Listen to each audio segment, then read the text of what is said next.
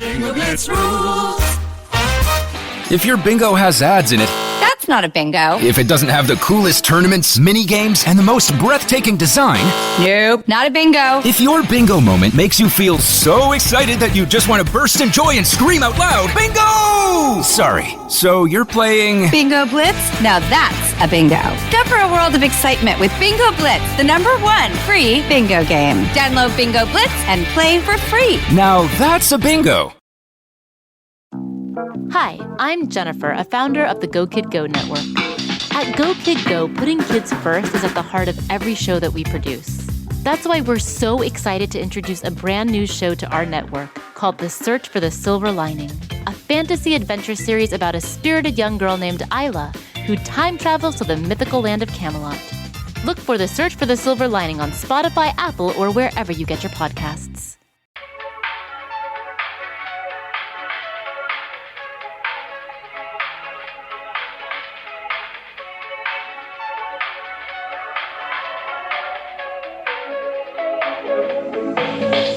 Hello, everybody, and welcome to another episode of But Am I Wrong? And Melissa, are we ever wrong? Never, ever, ever, ever, ever, ever, ever. Not once have we ever been wrong. We are in the Guinness Book of World Records, which, sidebar, I think we should get in there for something. You know who shares your thoughts and feelings on this? Grace? Mm-mm. I do think if we asked Grace that she would be like, fun time, Props. like it. I don't know. There's a lot. But so Yeah. who shares it? Gabe. Well, that should have been my second guess because Gabe and I share a lot, and things that I had no idea I cared deeply about, Gabe then brought it up and I said, oh my God, I actually now care very deeply about that. And one of those that I think about a lot, and I literally told Mods, was Gabe's fear of dying in a plane crash and not being the most famous person on board. Mhm. And so they wouldn't be mentioned at the first of the headline, maybe even not at all. And I was like, I had no idea that that's now one of my greatest fears. So y'all share that. They tried to get in with making, you know, when you used to put glue on your hand and then rub it off. They tried to make I the do. biggest ball of that. But That the sounds like Guinness fun. World of Records said that they weren't interested. But they would read it every year that it came out and see what they could do. Shut the fuck up. I need to talk to them about this because that is actually the most Meghan experience that I've ever heard someone else having of being like, I want to be in the Guinness Book of World Records. Oh, this other thing that I do that's a fun sensory thing because I fucking loved doing that. And I then being love like, doing that. oh, you're actually not interested in this? Like that, what do you mean other people are not obsessed with it? Yeah. Well, so if you have never listened before, to give you a quick rundown, like we said, we are absolutely never wrong. So what do you do when you're never wrong? You start a podcast because that's what we do. And we have 3 different segments. We will explain each of them before we get into it. But all you really have to know is it's ethical gossip. It is non-toxic, GMO-free, shit-talking, opinions. If you're someone who has so many opinions that you're like, I don't even know what to do with all of them. It's like that photo of Adele and then also Taylor Swift has one of them like trying to hold all their Grammys. And I'm just like, oh, I just have so many. That's us with opinions. Mhm. But my name is Megan. My name's Melissa. Together, we're about to change your life for better or for worse. Together we're like, Anyways, so one of our favorite parts about this podcast is we deem who we think was wrong in each situation. But then we open it up for you, listeners, or viewers. If you're on Patreon, you can watch us there too. It's a fun time. You can let us know if you agree, who you think was wrong in the situation, and we post those polls over on our Instagram story. And we usually do those on Friday, but before Monday or maybe Monday. So you have to follow us. It's like a very sneaky trick to get you to engage with that. And they will be on each individual highlight as well. So you can, make sure you click them all and vote. And then we also like to get your feedback. So why you agree or why you disagree, if you have any personal experience with it, or like you have your own thoughts and feelings. And then we also read those aloud along with the results on our Friday episode called Fisting Friday. wee. And it's a great time. And if you haven't listened, last week's, we had a pretty controversial one about We did. concerts. So, We did. and then there'll be one tomorrow, which was from one from last week. It's a whole time space continuum thing. Sounds about right. All right. Are you ready to get into But Am I Wrong for this week? I am so ready. Who is first? Me. Melissa is first. Because I know you've got stuff to get into. So, But Am I Wrong is our first segment. And this is where we either pitch a situation that's happened in our life recently, or maybe in the past where we're like, was I wrong in this situation? Or we do hot takes as well as lukewarm takes, or a rant, something we have to get off of our chest that we feel strongly about. I today have, I guess, a rant. I don't know. First, I'd like to issue an apology, though, for the second week in a row. Now, the last week was for Don't Blame Me, but this is for this week. I like to issue an apology. I know a couple weeks ago you said that like you had your whole rant about cruise ships, and then someone wrote in and said that like riverboats are better. And you know what? Have to agree. Flawless setup and delivery. Thank my you. God. I knew, Melissa, the way you told that, I already knew what we were talking about, but I forgot. You transported me. And then I came right back around to where I started. Gold star. I'm giving you an EGOT for that. Thank you. Thank you so much. I like to thank myself. So, riverboats, they go down the river. They're big.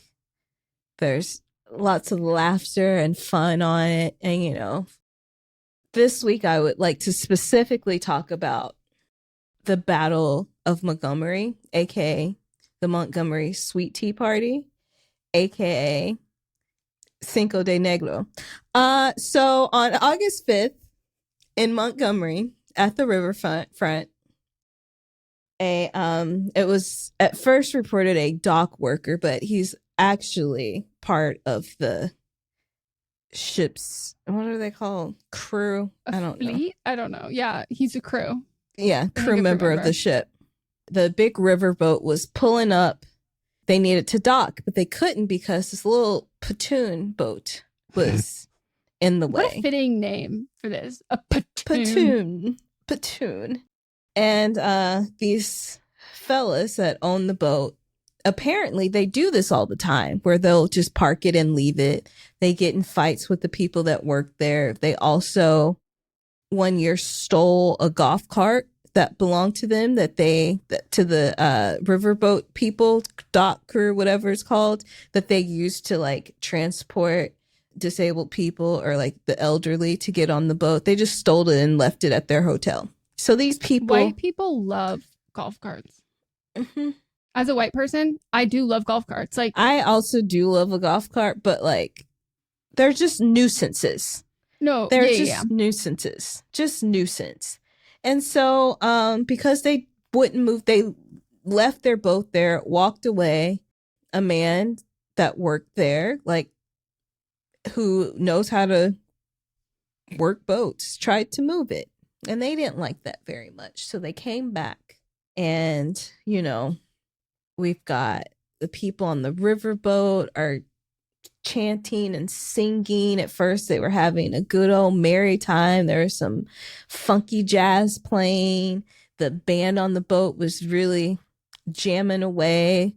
But then, because this little pontoon wouldn't move, then they started chanting Ludacris's classic song, "Move, Bitch, Get Out the Way."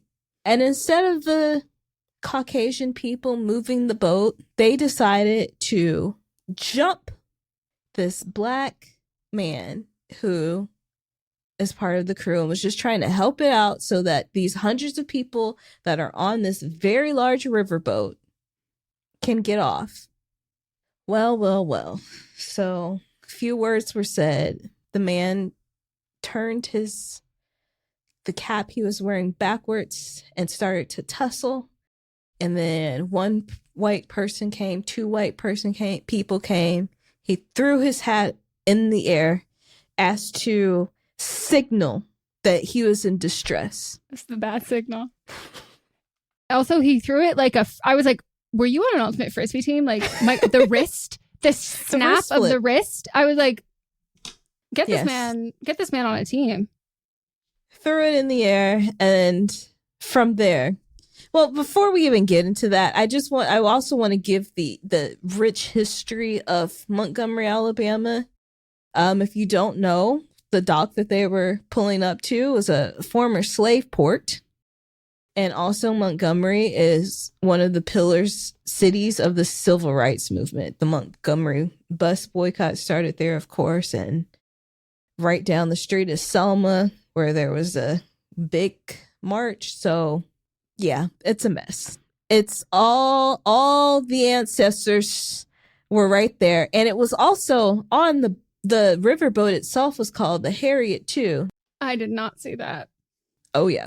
So, even the white captain of the riverboat was at first politely telling these people to move the boat, and they were like, no. So then they started a tussling. And when I jump in the truest form, like he got jumped. No, I'm saying but specifically the man who initiated the jumping, he had to gain momentum from his legs, leaping him off of the ground. Like the fact that he could look at himself in the mirror and look at this man and said, I've got this. I can take him. And I'm going, you actually don't have this at all. That's the caucasity of it all. It is. So at first, this young 15, 16-year-old white worker, he tried to come up and help, and he got mollywopped and he ran off. But then when the hat was flung in the air, people ran, swam, skipped over to save this man. I knew when I saw the skipping, when I see the trio of Black men that had taken off their shirts, and they were also working there. They were workers there. They took off their shirts and did a little skippity doo. And if I see, a shirt off and we're holding our pants as we're skipping, that's not a frolic skip. That's a shit's about to go down skip. And then we had Michael B. Phelps jump in the water, aka Aquaman, aka Jermichael Phelps. He, another 16-year-old dove. Well, I don't know if we're going to call that quite a dive. I don't know if you saw it from the angle when he jumped in. It was that time when Jay-Z and Beyonce jumped off the boat, and Jay-Z looked very chaotic in his jump, body parts going everywhere. But there's so many different camera angles. It's a run jump flail. It was a flail, but he was looking. He was like, do I need to get in? Do I not? He was like shuffling back and forth, trying to figure it out. And then he was like, I know how 40 meters. Yeah. He jumped in and swam over so fast. Melissa, we need to learn how to swim like that. Yes. Glided across the water. There's photos. His name is Aaron. There's photos of him. His parents sent out a letter saying we're proud of him for standing up. They didn't drop his last name. Some people did find him on the internet, but since his parents didn't share the last name, I won't share it. Yeah. But there's photos of him on a treadmill, not using a treadmill in the way it should be used. He's using it as a pull bar in the same manner that he lifted himself out of the water. So he was training. People are trying to get him a scholarship for any sport. They're like, what do you want to do? Whatever. You can do anything. Try whatever you want to do. You fucking got it. Land, sea. Yeah. And I saw some discourse of some white people that were like, we don't know that this is racially motivated. We don't know if this is a black and white thing. It is. One, we can't hear what these white men are saying. Yeah. I know what they're saying. Two, they're in the South. And when you're from the South, you know exactly, even if somebody isn't saying the quiet part out loud, you know exactly what's going through their mind. Three, several people from this family were taken to the hospital. And once they got to the hospital in Selma, most of the staff were Black.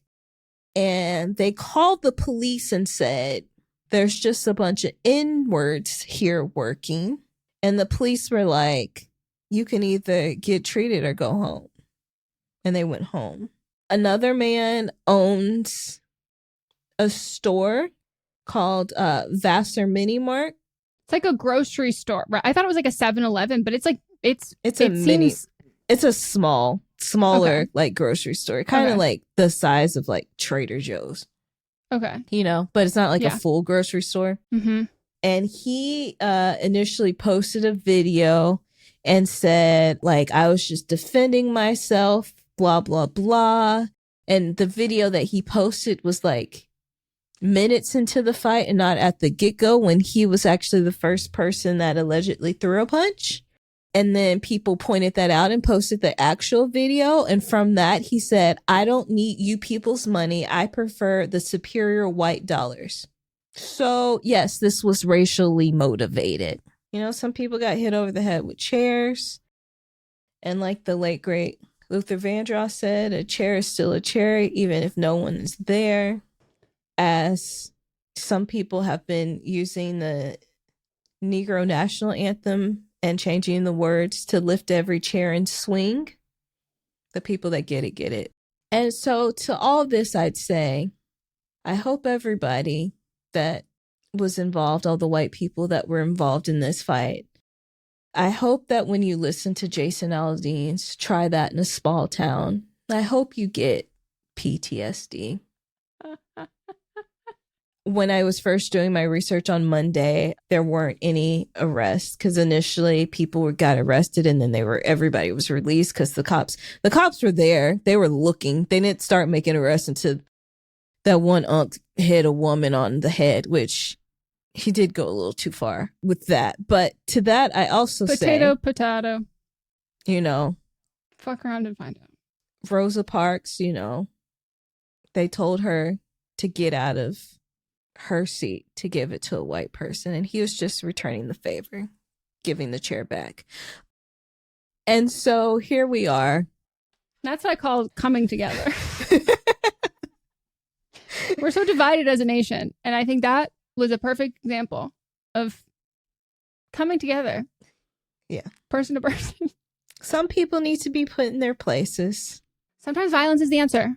Sometimes violence is the answer. Like, also, the late, great John Lewis said, it's good trouble, aka standing up to authority for what you believe in can get a little bit violent. And, you know, Monday was a great day. I'm so glad not glad because, like, I want to work for money, but, like, I didn't have any podcasts on Monday at all. So this was my life on Monday. And my whole FYP, there was not one video that was not about this.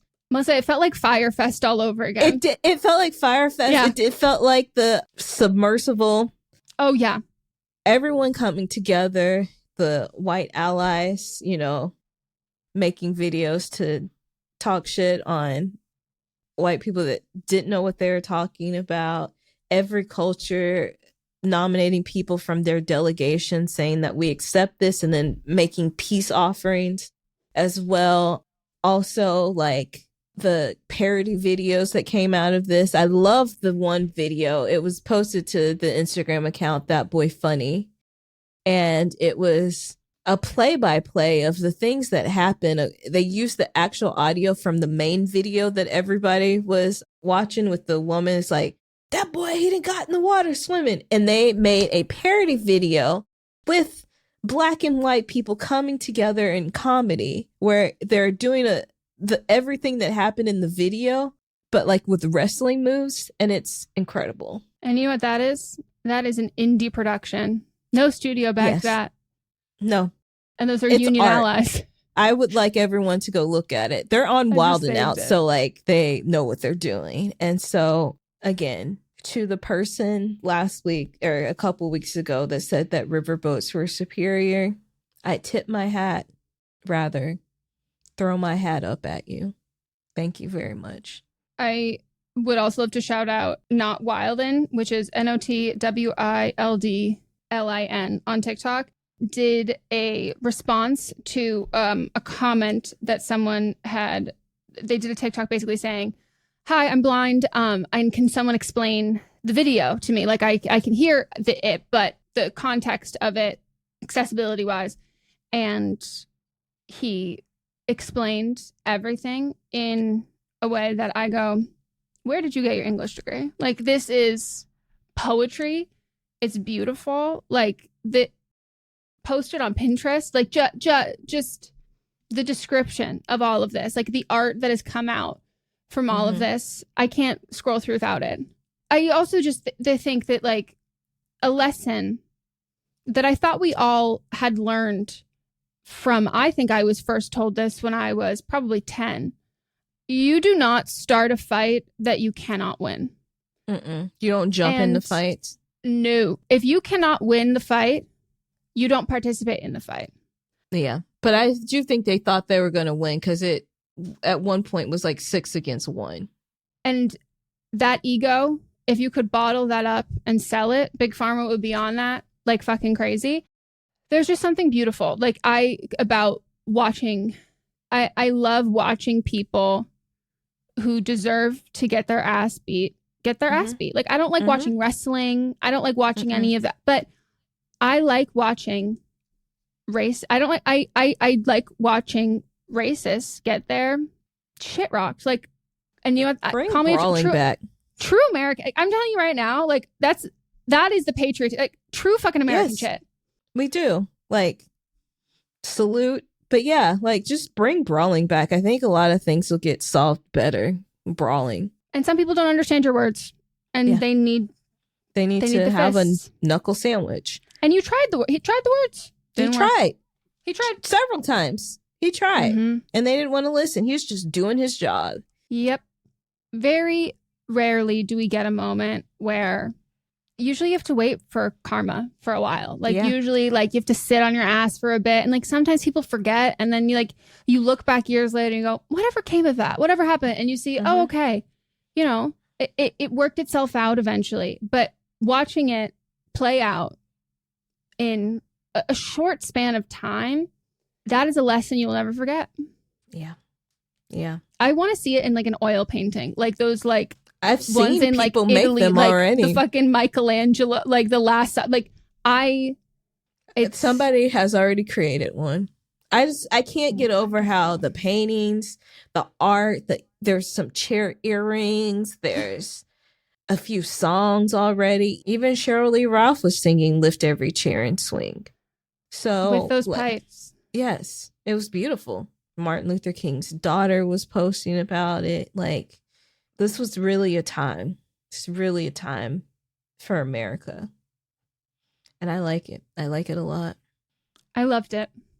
I absolutely loved it. Well, thank you. I'm so glad. I've been looking forward to talking about this without us ever even touching base, just knowing that even though we pushed the podcast recording a day, I'm like, I can't wait to talk about this. Yeah. Okay, your turn. So mine is the other one of 3. So last week, my internet rabbit hole I went on was the book talk. And then we have one that for my nomination, which is one that I came into last night, and it's a very problematic one. And so that bumped what was going to be my original nomination. And I'm glad, because I don't think this is worthy of a wrong of the week, because I think this is, I wouldn't even say this is a lesson. This is more of a public embarrassment that I need to rant about. And this is my hot take. My hot take is multiple pronged. And my first prong is these new content creators and influencers are out of control. And we need to do something about it. And the second prong is something that's going to be a little bit harder to swallow. But I gave you the caveat that we're talking about. Specifically, I'm giving it mostly in influencer culture, but I'm going to make a little bit of a broader stroke. And that is the hot take that nobody's copying you. Nobody's Thank you. I was so hoping you were going to cover this. Nobody. Melissa, don't worry. I have the white people drama. I have got it. Yeah, handled. I saw it. Yeah, I saw it and I was like, Megan's got this. Megan's got I'm this. like, when you I've saw got this. when you saw the other, you were like, Melissa, Melissa's got that. No, as soon as I, because I have like Riverboat, I go, oh, I'm fine. Melissa, I'll cover, I've got the white people drama. And that's why last week when I told you I was doing the book talk thing, you go, that's white people drama. And I go, Okay, I mean, because the videos that had reached me, they were only white people, and I didn't even know where it had until after I sent it, and I was like, "Oh, this actually isn't." I mean, it kind of is. No, but it's like content-wise. Yeah, yeah. But so I just felt like my cup runneth over with seeing the internet. I go, we have so much to talk about. Mm-hmm. So nobody's copying you at all. So if anyone hasn't seen, there's this creator. I feel even stupid saying it, which is why everyone pick your usernames accordingly. BeepBoop. This is the BeepBoop drama. And it's absolutely asinine. And I say this as someone who I have such a fucking individuality complex. I am a Leo with an Aquarius rising. I wore a tiara in middle school, rainbow thigh-high toe socks. I cannot wear something that someone else is wearing. I need to be different. I have to be special. That is something I fucking strive for. So the real truth of it is that no one's actually copying you. Rarely ever. And I also say this as someone who, there is one instance in my life where I was like, this person is copying me. And I wonder if, Melissa, you're going to remember, because it does actually relate to something we were talking about earlier. And this person I have never met, and I stumbled upon it, and they were copying me. But here's the thing. I didn't know this person. This was very irrelevant to my life. And it is what it is. Was it weird? Would I probably not be friends with this person? But yeah, I wouldn't do that. But I think of this it's like comedy. There are collective thoughts. So when people come across oh, you stole this joke from somebody else. In certain aspects, we all have similar thought processes, and we all lead similar lives. And so coming to the same conclusion or the same observation about the same life and worlds we all live in, that's called a collective thought. That's not a stealing of anything. And I would also say Pinterest is a collection of thoughts, ideas in a visual format and a visual medium. TikTok is an app of thoughts and ideas in a visual medium, specifically video. So when BeepBoop went on and she made these DIYs and interior stuff from things that she saw on Pinterest, that actually does not mean that she owns them, and other people cannot make them or do them at all the same whatsoever, because you are just the one who transferred something else from somewhere else. But this really boils down to me for the influencer aspect. If people are being influenced by you as an influencer, you are doing a good job at the job you are paid to do. It is that simple. But I also firmly believe if someone is legitimately copying you, you don't have to do anything, because it is so blatantly obvious that everybody else will do that work for you. If someone steals your intellectual property and something you've trademarked and something without a doubt. But if we're talking some bitch recreates all of your Instagram photos and steals your outfits, that person looks like a fucking clown. And you don't need to say anything. And you don't even need to care about it, because everybody else is this is fucking weird. And how I found out this person who I had never met was copying me was because someone who I know was heads up, they came to me for a service that you come to me for a service asking for the same thing. Oh, and yes. And was I knew they were, yeah. Mm-hmm. And they also pretended to know me. And this person has known me for a very long time. And they were Meghan has 3 friends and you're not one of them. I don't know you. She doesn't, if I don't know you, she doesn't know you. And I didn't have to do anything, because that person was making themselves look like a fucking loser. It was that was all there is to it. And that's a blatant copying sort of thing. But if you have to explain, deep dive about all this, and you have to plead your case to your audience of nearly 2 million followers, about another content creator who has 2 million followers in the same niche where your crossover is exponential, if hordes of them have not been you're copying this person, this is so blatantly obvious, then maybe, just maybe, it's either A, all in your head, or B, you are actually the one copying them or other people, because screenshots have now come out that Karen Joy, who is the content creator she accused of stealing, had done all of these before her. And she also didn't claim to create any of them because she also took inspiration. Karen took inspiration from things that she saw online, you know, other TikToks, Pinterest, and took inspiration for all of that, which these things all existed. And BeepBoop even takes suggestions from people in the comments telling her what to do. It doesn't credit them. And the funniest part to me is when she was like, and she even has my wallpaper. Like, that's my wallpaper. I mean, I sell that wallpaper. And like, and Karen's like, well, it was like gifted to me and I like tagged you in it. And it's not copying, it's just reaching. But my final thing I would say is, I know that art is subjective. And I know that everybody has their own taste and style. But to get up there and lose your mind over someone who is also painting dinosaur heads and sticking them on the wall, it is truly not that serious. It is not that, like, your whole thing, it's whimsy, it's crazy, it's fun, it's like childhood references and all of that stuff. Well, actually, maybe it's childhood referencing, like, you pulled my pigtail, you look like, it is literally like, you're the like, you should live in a cold, dark, dusty room. Like, where is your fun?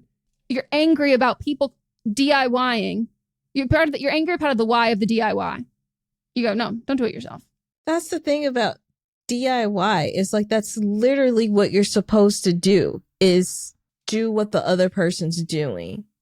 But also that even the wallpaper is not an original thought. Did you see that it came from, I don't even know, what was it? It was like some physical these vintage thing. Cakes. Yeah, these vintage cakes have been trending. And so like, yeah, like it's just very of the time. It's just a picture of those cakes on the wallpaper. 2, did you see that, or 3, I guess, did you see that Bippity Boppity Boo's best friend, former roommate, yeah, and she was like, oh, by the way, Danny, we should talk. Like, she talks mad shit about you. And people are like, that's mean. And I go, no, you got to say it. Like, fucking say it. Also showed, like, everywhere that Bippity Boppity Boo got their things from. Yep. And also, like, their audience, and I don't follow them. I think I did follow Danny for a while, who's like their business partner. And they like, Danny makes their own TikToks and they just started like collaborating on things together. And like, BeepBoop's style is not my style. Danny's is very interesting because she like works with, like, she's not a perfect, like, she's like an interior decorator. So like, she doesn't have like interior design. Well, you have to like do architecture for interior design or whatever. So she gets hired by like friends and like word of mouth to really like decorate. And she does these like really cool and interesting things. And like, you know, it's fun. So as someone who has consumed Danny's content, which has had crossovers with BeepBoop, and I've seen some of BeepBoop's on my For You page, I, even only watching a handful of videos over the last couple of years, never even crossed my mind that she thought that this was an original thought. Like, it literally never crossed my mind. And like, her entire audience was like, whoa, you thought you made this up? Like, no, you actually, there's no way you thought you made this up. Like, that's actually crazy. And she knows that she didn't. And it just blows my mind how people are so emboldened on the internet to speak untruths so loudly, so vehemently, when they have lived their entire existence online. Like, if you know you cannot win the argument, if you know you cannot like land this plane fucking Sully style, don't get behind the wheel. Like, save that for... If you cannot win the fight, do not even fucking start. Even if you know that you're so... No, because then you're getting fucking embarrassed like this. But I will say, I always had bad vibes when I saw how nice when she like lived in San Francisco and was like, had this gorgeous, huge apartment that she was like doing all of this to. I was like, this is too much. Where do you have this money? That's so much money that I go, is this blood diamond money? Like, what is, how do you like, it's so fucking expensive that I'm just like, what are you not telling me? Because you're like, let's bring back the childhood. I go, I would actually like to circle back to your $10 million home. How can we get there? I've got some questions. But her wallpaper line got removed, and then she issued somewhat of an apology-ish. But some things are inside thoughts and you can stew on them. But if someone is copying you, and they're probably not, you actually don't have to say anything. Unless it's something you trademarked and you licensed, you know? Mm-hmm. Or not even that. Like, that's, yeah, people have asked me, like. Or like lying, like Green Book. Like, tell me about the lies. Like, Melissa, why don't you like lean into like influencer stuff? Because I don't like people copying me. Like, that's part of like being. That's literally an Aquarius. In the like, world. That's, like, yeah. Yes, but like you should expect people are gonna be influenced by DIY. DIY is not like the whole point of DIY is to copy things, but like it's called influencer for a reason because you influence people to do things. Like imagine just like declaring like, hey, I'm really good at my job and I'm mad at it. And like this, like, fuck that. And everyone's like, oh my God, that's so like, that's actually like, I can't think. I'm racking my brain and I actually cannot think of anything more embarrassing right now. Like that's more. And then she removed the video that she like went at her at. And she'd already messaged her months ago and like asked her not to do any for DIYs. And Karen was like, oh, okay. And I'm like, that's so fucking out of pocket. Like if someone was copying me, I would be like, I'm not going to say anything. And I hope they keep doing it. I hope they keep doing it. And then they're going to fall. So they're going to build up and then they're going to total crash and burn. But if people are watching my content and watching their content, also not even accusing her of copying Karen, then I go, they're not even similar enough. And it's not just you two making these things. Mortifying. We all live on the same TikTok, and I just refuse to believe that BeepBoop did not see that video that went viral a couple months ago about a girl who was talking about how her ex-boyfriend cheated on her. And she found out because this girl who she found out and then was like, he got like a new girlfriend and she like sees this girl's Instagram and the girl is copying every single one of her outfit posts and Instagram posts to the exact thing, to the point where the girl's like, she's wearing like a dress that I got like 6 years ago from Forever 21 that she would have had to go find on Poshmark to buy, going to the same locations, taking the same pictures with the same boyfriend who was taking her pictures, who he was like, he is same one. And it like blew up and it was fucking crazy. And then she dropped the nugget of whose son it is. Do you not know this? It is Betsy DeVos's son. She's like the Secretary of Education. Yeah, I know who she is. Yeah, a billionaire. And that is my bar for copying. That is out in the world. And if you don't have like someone in the Republican Party as like a factor in this and like a dramatic sort of thing, like you don't have like, there's not enough there. You don't have the comparison of that, but like, you mean to tell me we're fighting over cereal bowls we've glued to the wall? It is not that serious. Fruit Loops. Like, that couldn't be me. All right. Couldn't be me either. It's wild. It's jealousy at the end of the day. When you see somebody do something. As a podcast network, our first priority has always been audio and the stories we're able to share with you. But at Realm, we also sell some pretty cool merch, and organizing that was made both possible and easy with Shopify. When you think about successful businesses like Aloe or Allbirds or Skims, an often overlooked secret is the business behind the business that makes selling and, for shoppers, buying simple. For millions of businesses, that business is Shopify. That's because nobody does selling better than Shopify. It's the home of the #1 checkout on the planet. And the not-so-secret secret that's definitely worth talking about is that Shop Pay boosts conversions up to 50%. That's more happy customers and way more sales going.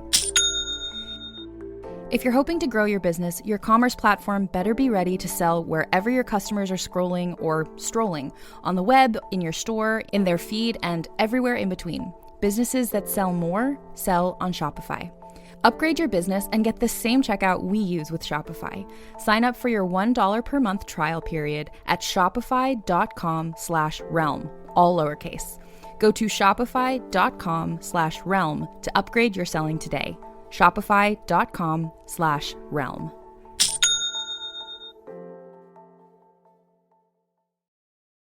Maybe better than you do.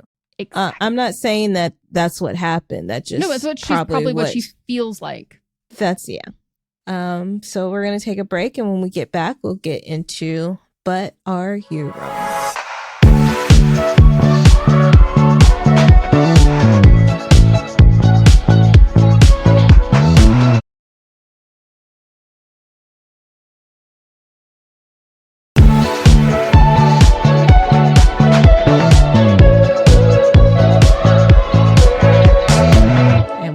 from our break. Hi. And it's time for But Are You Wrong? And that's when y'all write in to butamiwrongpod@gmail.com and you share trials and tribulations that you may be going through. And you want to know, am I the hero or am I the villain?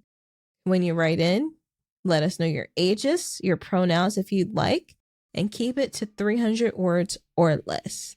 And give us pseudonyms for everyone. Anything else, Megan? No, I think you crushed it. Thanks. Here we go to the first one. Hello, I'm writing to get the most important opinions regarding whether or not I, 24, would be wrong for disinviting my friend 24 to a concert. I bought tickets to a show for my favorite artist earlier this year. I invited my friend to come with me, no charge.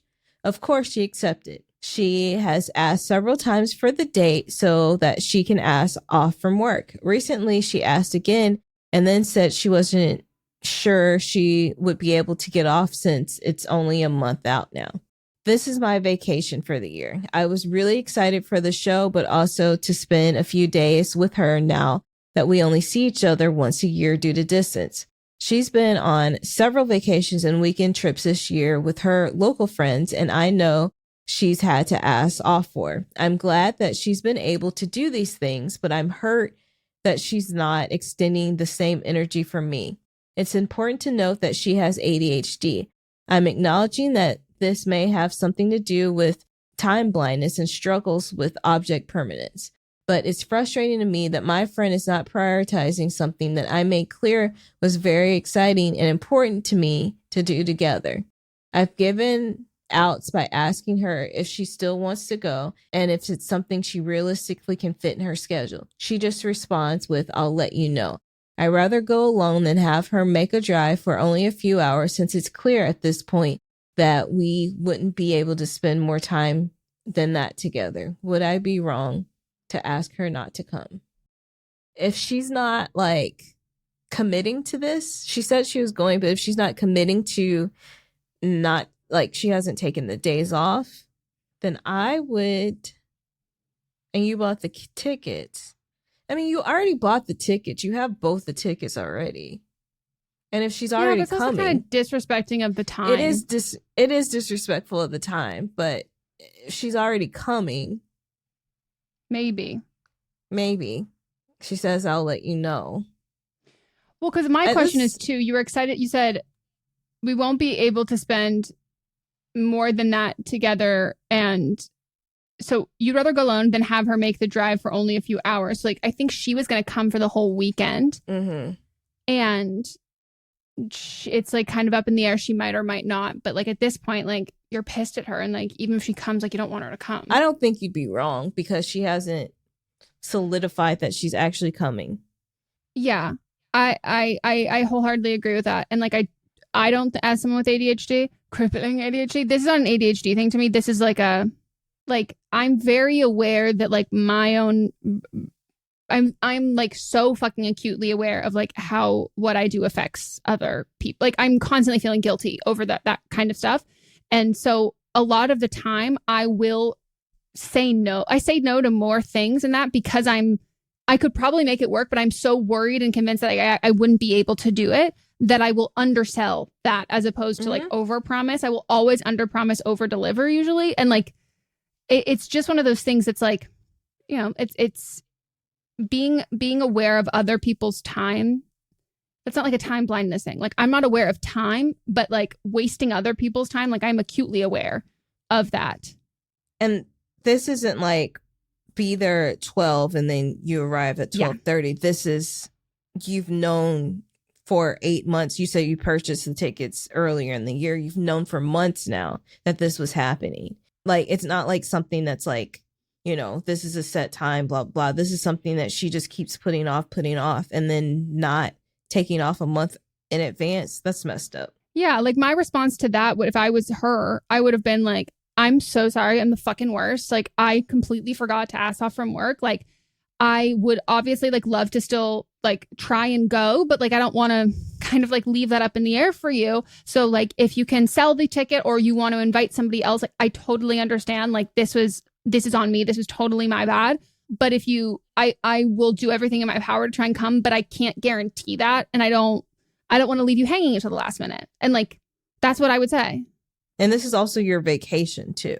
Yeah. I've had friends like this where it's like in their mind, people want them there like so badly that it's like, well, even if the chance they can be there, like, you know, it'll drop everything and like they can come. And it's just one of those things that like, if you're going to grace us with your presence, I need to be excited to see you. And that is not going to work if you're like last minute, all of this, like it just doesn't revolve around you in that sense. Like people make plans and they anticipate and they get excited for things. And like, if you're a last minute person, like that's okay. But you cannot make other people be last minute people if they're not, especially because you're the one who's been invited. Like, yeah, you're the plus one to this. So I would disinvite her as well. Yeah. And she can't be mad. No. It's like, I like wanted to go see Janelle Monáe, which is in October. And so I just bought 2 tickets and I was just like, whoever wants to come can come. And so I asked my cousin, I was like, do you like Janelle Monáe? She's like, I love Janelle Monáe. So she's come. Well, at first she was like, I don't know if I'll be able to come because I might have to be working out of town. And so it was like a few weeks, like I was like, hey, are you coming? Blah, blah. And she's like, I don't know yet. I don't know yet. And then finally she's like, I can come. Like, that's how you do it if you don't know. But like, again, I'm still a few months out, not a month before. It's messed and like up. the follow-up question. So it's like, this isn't like a forgot about it. It's like, it's been on my mind, but then I didn't do anything to follow through. And that's another common thing with people with ADHD. Like, we're far more likely to fuck up our lives than other people's lives. Like, I'm so much better at minding things for other people than I am for myself. And I'm also a bitch. So like, this is coming from the bitch side of my brain, not the neurodivergent side of the brain. So that's it. All right. Because I am still in my birthday month, I am going to pick one that's about birthdays. Okay. I'm 23 and my best friend since beginning high school, Jane, is 22. We all celebrated birthdays together and my August 4th birthday, hey Megan, just passed. Happy belated birthday. After college, I'm still living where I went to school, but often drive home on weekends only a few hours away. Jane moved home, but is moving to my city for work later this month. Jane's boyfriend of 4 months lives near our hometown, so they spend the summer together and will be long distance-ish once she moves. Last month, when I mentioned my birthday, Jane plainly responds, about that, I'll be on a cruise until August 2nd. She continues to not acknowledge my birthday as it approaches. On my birthday, which I was expecting her to forget, she texted me, happy birthday, again with zero inquiry about what I was doing. I had decided to celebrate the weekend before with my college friends who showed interest in celebrating and to drive home on my birthday to see my family. She turned her location off since she left for the cruise, so I didn't know where she was, so I didn't know where the fuck she was and I didn't ask, or tell her my whereabouts since she clearly wasn't interested. That night, she texted me about her boyfriend, indicating that they're together. After I don't respond, she must have checked my location and texted me again. I didn't know you were home. She then turned her location back on and I realized that her boyfriend was staying with her. I know they would be long distance when she moves in a few weeks, but am I wrong for thinking it's fucked that she intentionally avoided my birthday like the plague so that she wouldn't be obligated to partake in potential plans and could spend the whole weekend with her new boyfriend? It's your birthday and it's your birthday month, so therefore I'm telling you, you can absolutely do nothing wrong because you're a Leo and we have the same birthday. But you are a little wrong. Like, okay, so I don't think you're that wrong. Like, I think that, like, I don't think she's wrong at all. Because I think if it's your best friend, then she knows there is no guesswork of like anticipating, like, you know how your best friend feels about the birthday. You know, like, this kind of like history and back and forth together with you. I think I would do your absolute best to not make this like about, like, this isn't about your birthday, but I think you're right. Like, in the sense, like, this is about her boyfriend. And this is about, like, some of those people, when they get into new relationships, like, it just becomes their everything. And I think for someone to do it on your birthday when they, like, know and they care about all of that kind of stuff, that, like, it's like an extra kind of big slap in the face. Because some people get, like, caught up in their relationships. And I think if, like, you weren't friends for so long, which is, like, why I was already saying I think you're probably wrong. But, like, if you haven't been friends for so long, it's kind of hard to know what someone wants and feels about, like, you know, birthdays or plans. But, like, I think that turning off the location is I don't like a little, that. well, no, it didn't make sense to me until you said that, like, she was like, oh, you're home. And so that makes me believe how you wrote that. And she was actually home and she's not on like the cruise. But she wasn't. So the cruise ends the day, 2 days. Oh, but I'm confused now. Okay. So that's the thing is like the friend was like, I'm going to be on this cruise until the 2nd, but the caller's or the writer's boyfriend isn't till the 4th, which was a Friday. So like she had time to prepare for the birthday party. And so she's home. Yes. And since the friend didn't show any interest in it, she decided to celebrate her birthday in the week before with her college friends because her friend didn't want to do anything for her birthday. Oh, in my mind, she was on a cruise the whole time. No, she's literally home. That's actually she's fucked. Home. That's so fucked. This is fucked up. And it's also like, safety wise, I need you to have your locations on at all time if you're going on a cruise. Especially with some guy you've been dating for 4 months. Yeah, for 4 months? No. This is messed up.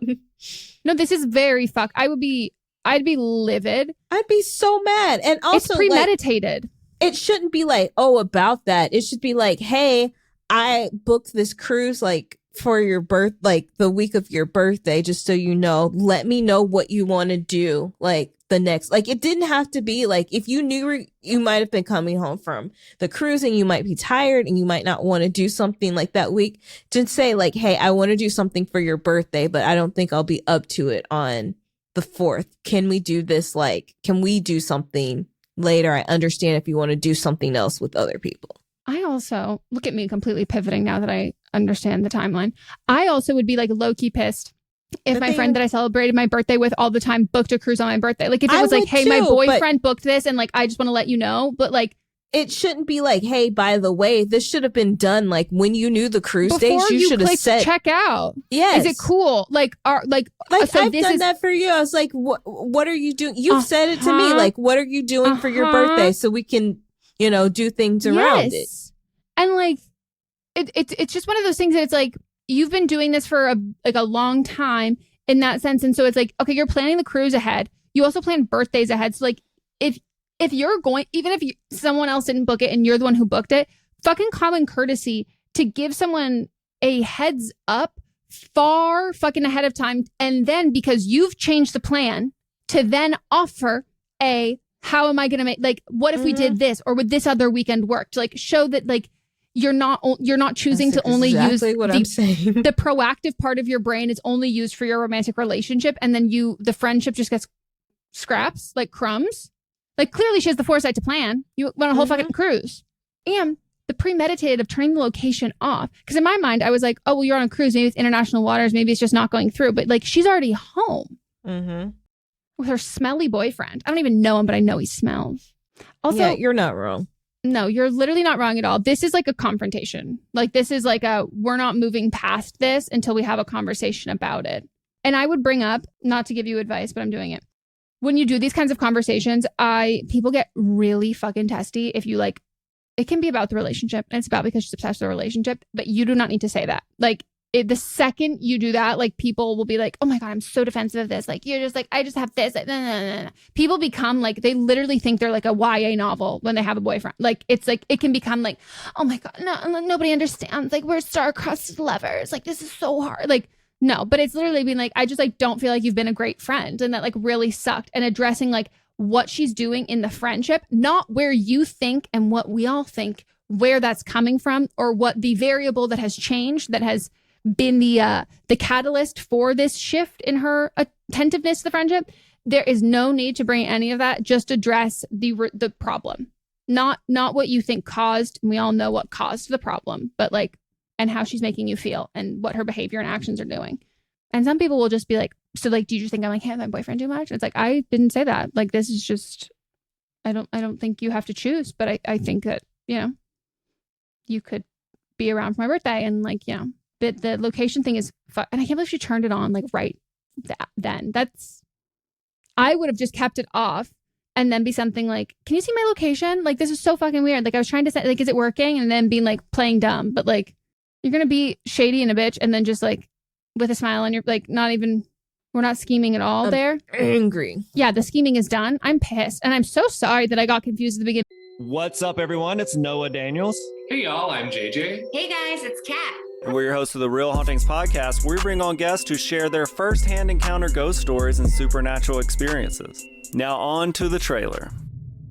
I've been warned to not tell this story, but I think because of the way it ends, it's okay to tell this story, because some people say that with certain entities, to like speak of them or talk about them or in any way like portray them as powerful will attract them to other people. The creepiest thing about it to me is a lot of times it would wait for me to notice it. Like it would just lay its arm out like this, and then I'd be like, where is it? Where is it? And then I'd see it, and then it would just slither back. For more information on the Real Hauntings, Real Ghost Stories podcast, make sure you check out real.fm to learn more about our podcast and many other amazing podcasts. And thought you were wrong. Math is also not my strong suit.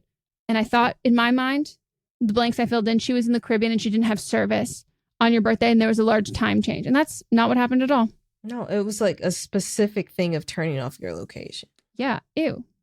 You know what I did when I landed, when I was on vacation? I turned my locations on. She sends me her location and goes, in case I die, if you don't hear from me. And if I come up missing, this is like, you don't go on vacation and turn your... I was literally, when you did that, it was like on my to-do list of like, get Melissa's location while she's gone. Yeah. Like... I get in an Uber. I send you my location. Like, it's not like... All right, now we're going to take another break.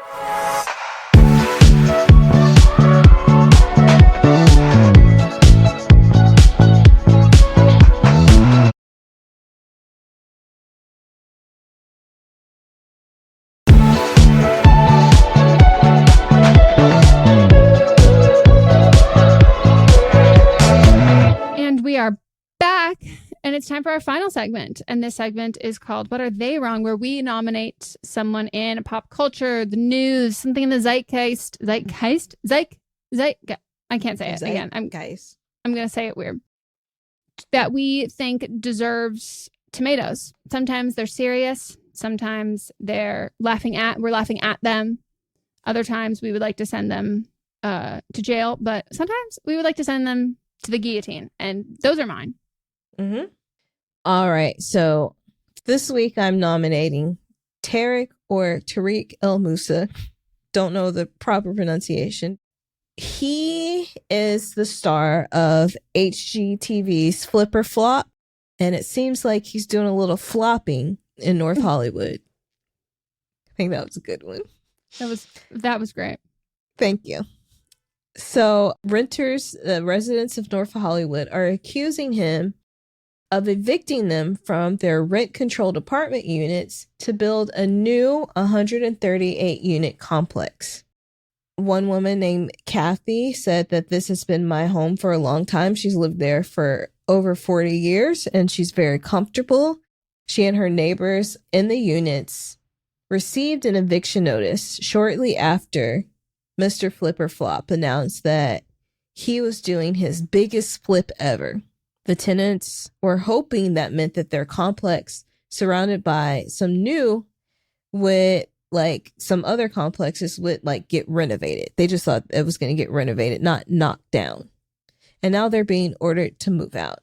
So there are also a ton of empty lots around them too. So they don't understand why that he's building, him and the group that's doing it are building on knocking down their property. It's not actually their property, but knocking down the property that they live in. But that's their home, and I believe if somebody has lived somewhere for 40 years, just give them the place.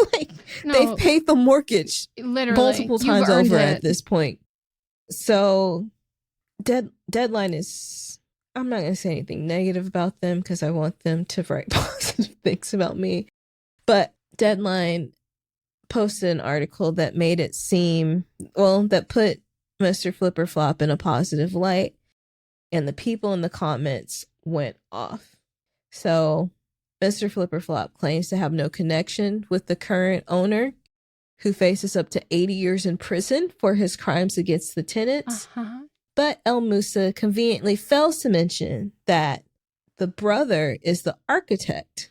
The brother of the current owner is an architect on this new product. So this is just predatory behavior. He's also limited the comments on his Instagram. And then somebody who, an instigator in the comments also said, why doesn't he and his partner guarantee the low income units they're building to the current tenants? And then someone said, none of them are paying rent and haven't in years. Sounds like a terrible idea. And then someone else responded, they're withholding rent. It's a common practice in the state of California to withhold rent and put it in an escrow account until the landlord completes repairs and has shown it to be negligent. So these people are just knocking down this house for TV content. So I saw this boots on the ground. Someone posted in the Ask Los Angeles subreddit of being hey, does anyone know what we can do? We're figuring this out. And it was people were figuring out and making these. So this person had made a bunch of these connections and was what do I do? And people are oh my gosh, I've heard about reach out. And then when it got posted, the subreddit was one of our own, take them down. And I was this is wild. And the part that I don't think anyone is focusing enough on is the current landlord. His crimes are, these people are finally starting to they could take a breath. They could be oh, okay, and then it goes, no, not on Tarek's watch. He goes, don't get too comfortable now that this person's going to jail. Now I'm going to fuck it up for you even more is fucking crazy. Did you see what the crimes he committed? Mm-mm. Ready? And he also paid a separate individual a sum of a few $100s to set a fire in a vacant unit in the apartment complex to try and drive out the tenants. Set fire to the apartments in the building, vacant ones, that they live, because he's not making repairs. And he's but I want you to leave. So I'm going to set fire to these empty ones. So messed up. Who accepted a couple $100 that know your worth? Probably somebody that just really needed the money. That's what It had to be.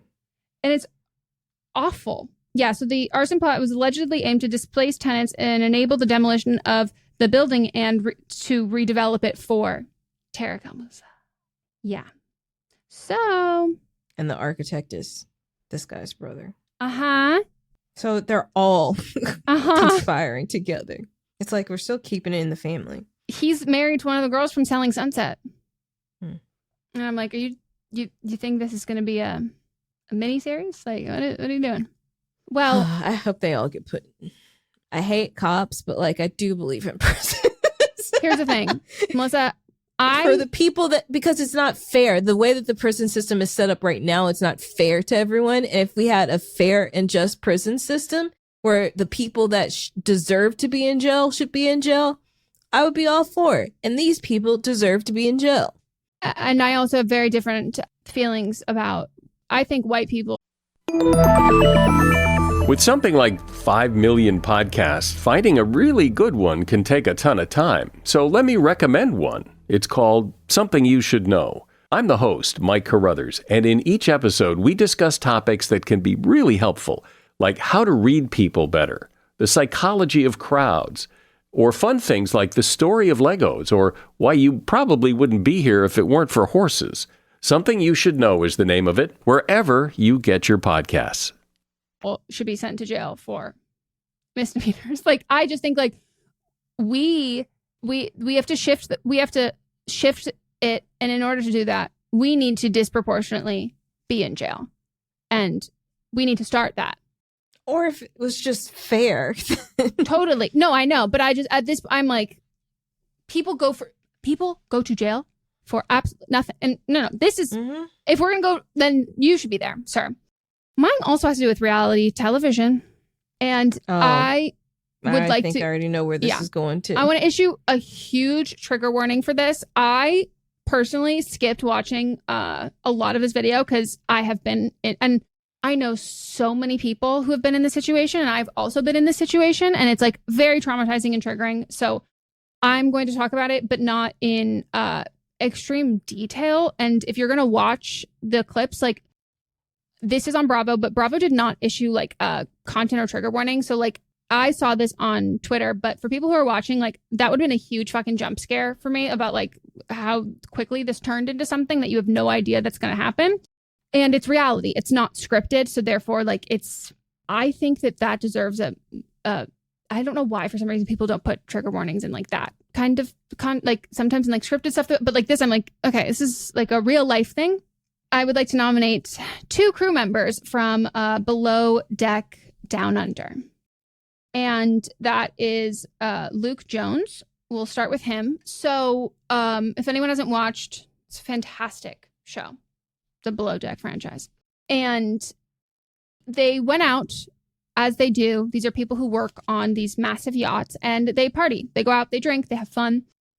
And it's camera crews, obviously. And so they're all going out drinking, and they're all getting very drunk. And one of the girls is like, very drunk. And how the hierarchy kind of works on these boats, if people are not ships. Sorry, not a boat. But so the like head stewardess, first 2, I think is what she's called. Her name's Aisha. She was kind of like making sure everyone's okay. Like you're relatively similar in age. You might be a little bit older than the people, but like all young people, but keeping tabs.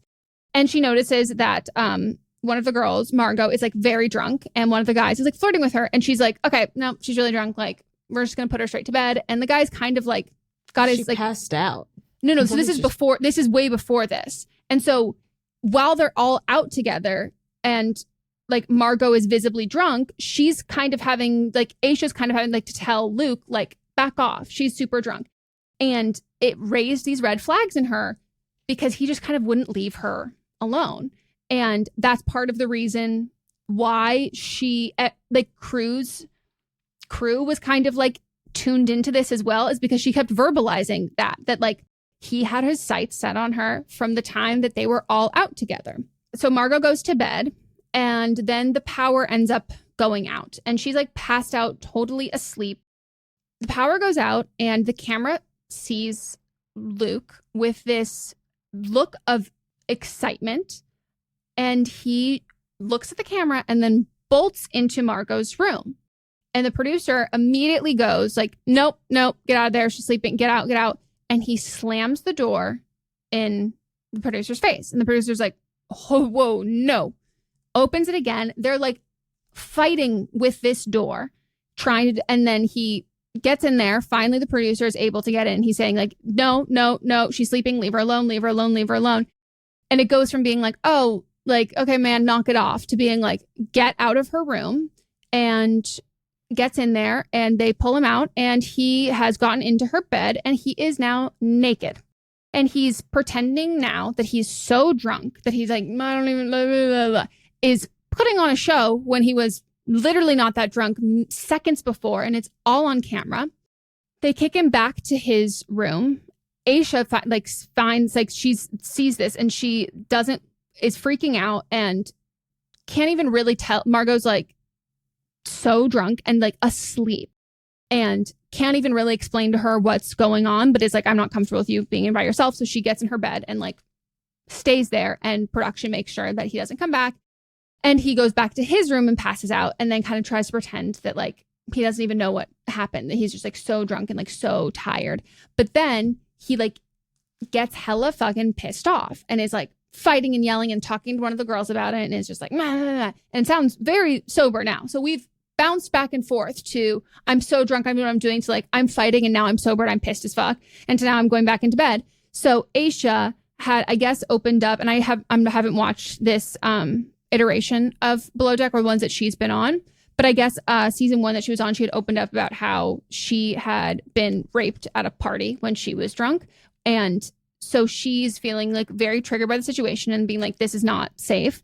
Goes to tell the captain. Captain is like, is she okay? Did anything happen? She's like, no, like nothing, but like this happened. And like a lot of people are saying like, oh my gosh, think of like what could have happened. I was like, this is violating, like this is a problem. And like, it didn't go farther than that, but harm wasn't avoided. Like this was all still harmful. The captain goes into Luke's bunk, wakes him up. Luke is like, what's going on? Again, pretending. And he's like, you're staying in a hotel. You can get out, stay in the hotel. And he's like, I don't even know what happened. Like, what do you mean? has him stay in a hotel, and then the next morning tells the crew that he's going to be fired and they're all going to be essentially sequestered to one room. He is going to be taken around with a producer, and he's going to have like essentially a handler to pack, like he has to pack his stuff, but not saying goodbye to anyone. No one is going to have any contact with him. And he's sent off the boat. Then where we have Laura step in. And just when you think like this guy's off the boat, thank God, we have Laura step in who says, can we say goodbye to him? And everyone's like, no, you cannot say goodbye to him. She then confronts Margot, saying that she just feels so bad for Luke and is like, this is so not fair to him. And like, he didn't even get a warning. And like, he's just a sexual person. Like, I'm a sexual person. You're a sexual person. Like, he wasn't gonna rape you or anything. And Margot's there like feeling uncomfortable. And also like, she's just victim blaming, saying like, well, you must have done something. Like, you know, you didn't shut him down. Like, he felt comfortable doing that. Like, he wouldn't have done that if he didn't feel comfortable. And so she's over here going like, which I just have to say, like, big fucking kudos to Aisha for, this is relatively early on, I think, in the season, or the charter of this at all. It's like, create a community in the sense of like your workplace, that there are cameras there, so people already feel uncomfortable and like might not feel comfortable speaking up about things, but has made sure everyone feels so comfortable that like, you know, Margot then goes to her and tells her like, it's really, Laura's like saying all this stuff, and Margot's like, and Aisha's like, she's saying what? And then Laura says, I wish he would have come into my room. I wouldn't have kicked him out. Like, I would have loved that. And she's like, what the fuck? So then, again, so this is blowing up on Twitter. So me and a lot of other people are seeing this without necessary context. So it then turns out that part of the catalyst and reason of her defending Luke, which I guess he had rejected her before. And she was like, if only he hadn't rejected me, like, I wouldn't have kicked him out. He could still have a job, like, blah, blah, blah. All of this shit. She did this to a different cast member who had then, he felt uncomfortable, but again, felt comfortable enough to tell the head stew, the first stew, tell Aisha, like, she's making me uncomfortable, but like, I don't want to embarrass her and make her feel bad. And she was like, no, I don't know. Like, you've said no, and I'm not comfortable with how she's treating you, and I need her, like, this is not okay. Then goes and tells the captain, and the captain is like, okay, cool. Gets Laura and is like, Laura lies. And he's like, so I heard, like, what did you say to Margot? And she was like, I just like pulled her aside and like told her I was like really sorry that it happened, like, and asked her how she was doing. And he was like, yeah, no, that's actually not what you did. And goes off. And she's like, well, can I have a warning? And he's like, no, you're off the charter. Like, you're done. This is like, we have boundaries here. And not only are you like you're going against what I as the captain have requested, and like I am laying out these boundaries, but like also like your crew members and like people who you're working with, like, that's not okay. And she's like, well, I disagree. And he goes, that's okay. And sends her off packing. And she's bitching the whole fucking time, swearing and all of this. And it was wild to fucking watch. It's so sad that it is such a refreshing version of this to see on television, because we've seen this so many times. I've gone through this. I have friends who have gone through this. Like, I know more women who have gone through this than who have not. And this is very rarely the outcome in real life. And it's even more rare to have this outcome play on TV. Like, it just, people aren't protected in real life, and people really aren't fucking protected on television. And to see this happen, and to see not only like crew members like step up, but production, and knowing that the reason why they step up is because they have to, because they haven't done times before. It's very depressing to know that like this isn't a first time thing. Like, this is the reason why they stepped up, and the reason why they had the protocol at this point is because they've needed to in the past. But it's better than not having done it. And it feels like a lot of times the same things are happening over and over again, and nothing is changing. And to see this change, and then for them to choose to air it instead of burying it and not talking about it and not sharing any of it, which has happened on so many fucking shows. I really hope that this has other reality networks like follow suit, in the sense that like now we have an example of how productions should handle this, And it hopefully other ones will follow along and set up things in place so these things maybe can't get to this point. I want to highlight too that, like, what you brought up, but just like highlight that, like, Laura also went after a man and that rejected her numerous times. And she just kept, like, he kept saying no, and she just kept going after him, and she was not taking no for an answer. Hopped in his bed too, and like he was also like, he was not passed out, he was also very drunk, but like part of the reason why like the reports on like sexual assault and harassment against men, it's like this like concept that men have to be so macho but then also have to take care of women's feelings and like be kind and sweet. And so he's in a position where it happens with women too, but like how can I react to not make this worse?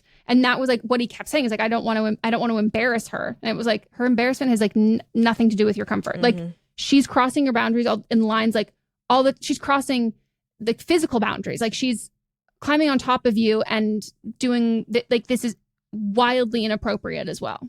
And it made a lot of sense when I saw that, why she was going so hard for him, because she did the same thing, basically. The good news out of this was that, like, you know, Aisha kept checking in on Margot, and she was like, I'm like, okay. She was like, I've never felt like care and support like this ever. And like the chef like made her like a comfort meal and all of this. And it was really nice to see, especially in reality TV, we see a lot of like women fighting with each other. And it was like really nice to see a sisterhood like that. And in my experience, that is not how my situation went down at all. And like knowing how much, like, obviously she went through so much, but knowing that like having someone there like on your side from like the start, and like having those people in that community and support makes going through that a lot easier. And that's also why Aisha understands that from like her own experience too. So wild. All right. If you would like to listen to this episode ad free, and you're like, I would love to join the Patreon, but like I don't have time to sit down and watch episodes. Well, you're in luck. Now you can listen to them. So if you join our Patreon, you can now listen to all episodes all new episodes ad free with Spotify. So you get a special Spotify feed that has Don't Blame Me and But Am I Wrong? Sorry, the bonus episodes, you still gotta listen to that. Anything light you'd like to share? I was gonna say, I did screenshot something light to share. Where is it? An Iowa teen lost a ring containing her father's ashes, so city workers dug through 4 tons of trash to find it. That's very kind. That is very kind. Thank you, Megan. I did so much. I found it on Instagram. You still found it. Anyways. All right. We hope you enjoyed. We will circle back next week. But Am I Wrong is a production by me, Megan Rinks. And me, Melissa DeMonts, plus Diamond Imprint Productions. Post-production by Coco Lorenz. And production assistance by Melanie D. Watson. Welcome to the small town of Chinook, where faith runs deep and secrets run deeper. In this new thriller, religion and crime collide when a gruesome murder rocks the isolated Montana community. Everyone is quick to point their fingers at a drug-addicted teenager, but local deputy Ruth Vogel isn't convinced. She suspects connections to a powerful religious group. Enter federal agent V.B. Lauro, who has been investigating a local church for possible criminal activity. The pair form an unlikely partnership to catch the killer, unearthing secrets that leave Ruth torn between her duty to the law, her religious convictions, and her very own family. But something more sinister than murder is afoot, and someone is watching Ruth. Chinook, starring Kelly Marie Tran and Sanaa Lathan. Listen to Chinook wherever you get your podcasts. Hi, this is Rob Benedict. And I am Richard Spate.